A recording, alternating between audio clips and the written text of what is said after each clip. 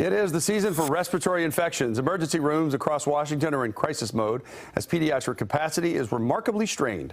According to state health officials, all of this is happening while nurses complain that working conditions are deteriorating, exacerbated by a labor shortage. Last week, the Snohomish County Council penned a letter to leaders at Providence Medical Center in Everett. They say that more must be done to keep nurses on the job and patients safe. Fox 13 News reporter Steve Kiggins spoke with nurses who worry that our healthcare system is now crumbling.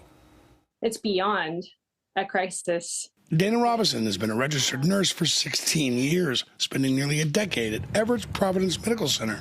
She says staffing struggles have persisted, but since the pandemic, she says more are leaving and fewer join the ranks. So many people have walked away. It tells you how much it's complete darkness for so many people. Robinson shared her worries at Everett City Council back in October. Since the beginning of 2020, 69 night shift nurses have resigned their position on our unit. She spoke out at Snohomish County Council in August, too. Every day we are one day closer to making the decision that we can no longer stay. She and many other nurses have been sounding the alarm for months, warning elected leaders that frontline workers are reaching a limit. I think it's clear in the data and that nurses are leaving. County Council Chair Megan Dunn says she heard their cries. In mid-November, the council penned this letter highlighting nurses' concerns and sent it to Providence leadership.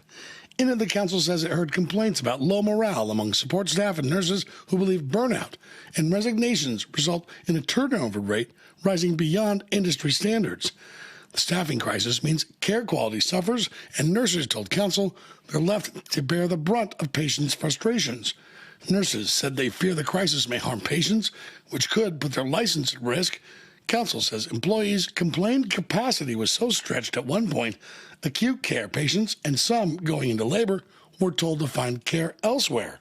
Plus, procedures were forced to delay or cancel for some high-risk patients. Council's letter says some employees believe profits are prioritized over patients, staff, and the community as frontline wages stagnate and executive salaries swell. Even though County Council lacks jurisdiction, Dunn says the nurses' message had to be shared. We need to find out why nurses are leaving so urgently and what we can do to bring some of them back. Providence responded to Council's letter quickly, sharing acknowledgement for the concern and echoing the need to retain and hire more nurses.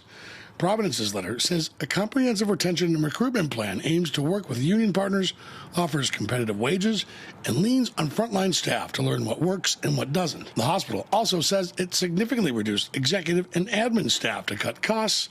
Still, Providence reports $110 million in losses since September 2021. Robinson contends lawmakers may play a role in ensuring patients don't get left behind. State and federal laws that help us keep enough staff at the bedside to keep our patients safe. Dunn says council can help by listening and sharing nurses' cries for help, but significant help likely comes from Olympia. We don't really have jurisdiction over their decision making, but we can do what we're doing now, which is, sounding the alarm and amplifying the voices of nurses. And also, we offered in our letter to support any type of state legislative fixes that Providence may have. Steve Kiggins, Fox 13 News.